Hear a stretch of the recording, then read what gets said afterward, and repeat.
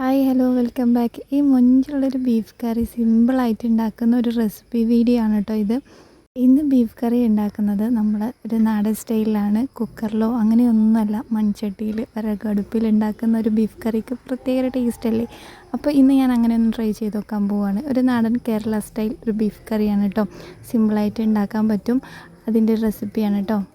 So video skip ചെയ്യാതെ ഫുള്ളായിട്ട് കാണാൻ നോക്കുക. അപ്പോൾ വീഡിയോ ഇഷ്ടമാണെന്നുണ്ടെങ്കിൽ ആദ്യം തന്നെ ലൈക്ക് ബട്ടൺ ഒന്ന് അമർത്തി വെച്ചേക്കിട്ടോ. കമൻറ്റൊക്കെ എന്തെങ്കിലുമൊക്കെ ഉണ്ടെന്നുണ്ടെങ്കിൽ ഒന്ന് കമൻറ്റ് ബോക്സിലും പിൻ ചെയ്യാൻ മറക്കല്ലേ. അപ്പോൾ അതിന് ആദ്യം തന്നെ വേണ്ടത് ഒരു 2 മീഡിയം സൈസ് സവോള ഒന്ന് കട്ട് ചെയ്ത് വെക്കുക. പിന്നെ ഇഞ്ചിയും വെളുത്തുള്ളിയും ചെറിയുള്ളിയും കൂടി ഒന്ന് ചതച്ച് വെച്ചാൽ മതി, പേസ്റ്റ് ആക്കണ്ട കേട്ടോ. ഞാനിവിടെ എടുത്തിട്ടുള്ള ബീഫിൻ്റെ അളവ് ഒരു 2 കിലോ ബീഫുണ്ടേ. ഇനി ചട്ടി ചൂടായി വരുമ്പോൾ കുറച്ച് അധികം തന്നെ കേട്ടോ, കുറച്ച് വെളിച്ചെണ്ണ ഒഴിച്ച് കൊടുക്കുക. വെളിച്ചെണ്ണ നല്ലപോലെ ചൂടായതിന് ശേഷം കട്ട് ചെയ്ത് വെച്ചിട്ടുള്ള സവോളയും കൂടി ഇട്ട് കൊടുക്കുക. പൊതുവേ സവോള നമ്മൾ വഴറ്റിയല്ല എടുക്കൽ. അപ്പോൾ ഈ സവോള നമ്മൾ വഴറ്റാതെ നമ്മൾ ബിരിയാണിക്കൊക്കെ ഫ്രൈ ചെയ്തെടുക്കൂലേ, അതേ പരിവാക്കി എടുക്കണം. നല്ലോണം മുരിയിച്ചെടുക്കേ.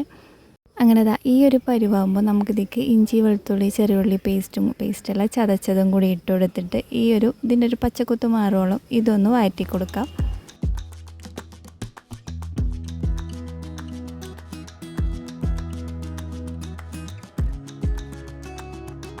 നല്ല പോലെ വാടി വന്നിട്ടുണ്ട് കേട്ടോ. ഇത് സവോള ഇടുന്ന കൂട്ടത്തിൽ തന്നെ നമ്മൾ കറിവേപ്പില ഇടണമായിരുന്നു, ഞാൻ ജസ്റ്റ് മറന്നുപോയേ. അപ്പോൾ ഇനി കുറച്ച് കറിവേപ്പില അധികം തന്നെ ഇട്ട് കൊടുത്തിട്ട് അതും നല്ലപോലെ ഒന്ന് വാട്ടി കൊടുക്കുക കേട്ടോ. പിന്നെ ഇതിലേക്ക് വേണ്ട മസാലപ്പൊടികളാണ്. ഞാനിപ്പോൾ ഒരു 1.5 ടീസ്പൂണോളം മഞ്ഞൾപ്പൊടി ഇട്ടിട്ടുണ്ട്. പിന്നെ പെരുംജീരകത്തിൻ്റെ പൊടി 1 ടീസ്പൂണോളം ഇട്ടിട്ടുണ്ട് കേട്ടോ. മഞ്ഞൾപ്പൊടിയൊക്കെ ഓരോ മഞ്ഞൾപ്പൊടീൻ്റെ കളറിനനുസരിച്ച് ഇട്ട് കൊടുക്കുക. പിന്നെ എരിവിന് ആവശ്യത്തിനുള്ള മുളകും പൊടി, പിന്നെ കുറച്ച് പാകത്തിന് മല്ലിപ്പൊടി. നമുക്ക് കുറച്ച് ഗ്രേവി ആയിട്ടുള്ളതായതുകൊണ്ട് ഞാനൊരു 2 ടീസ്പൂണോളം മല്ലിപ്പൊടിയും കൂടി ഇട്ട് കൊടുത്തിട്ടുണ്ട്. ഇനി ഈ മസാലേൻ്റെ പച്ചക്കുത്ത് മാറോളം നല്ലോണം ഒന്ന് മൂപ്പിച്ചെടുക്കാം. നല്ലപോലെ ഇളക്കി കൊടുക്കണം കേട്ടോ. മൺചട്ടി ആയതുകൊണ്ട് ചില പടിക്ക് പെട്ടെന്ന് പിടിക്കേ. അപ്പോൾ നല്ലോണം മൂത്ത് വന്നതിന് ശേഷം നമ്മൾ കഴുകി ക്ലീനാക്കി വെച്ചിട്ടുള്ള ബീഫും കൂടി ഇട്ട് കൊടുക്കുക. നമ്മൾ ബീഫൊക്കെ എടുക്കുമ്പോൾ കുറച്ച് നെയ്യുള്ള പീസ് ബീഫൊക്കെ വാങ്ങാൻ നോക്കണം കേട്ടോ. എന്നാലേ ആ കറീൻ്റെ ആ ഒറിജിനൽ ടേസ്റ്റൊക്കെ കിട്ടുള്ളൂ. അപ്പോൾ അതും കൂടി ഇട്ടിട്ട് ഇനി ആവശ്യത്തിനുള്ള ഉപ്പും കൂടി ആഡാക്കി കൊടുത്തിട്ട് നല്ലപോലെ ഒന്ന് മിക്സ് ചെയ്യാം.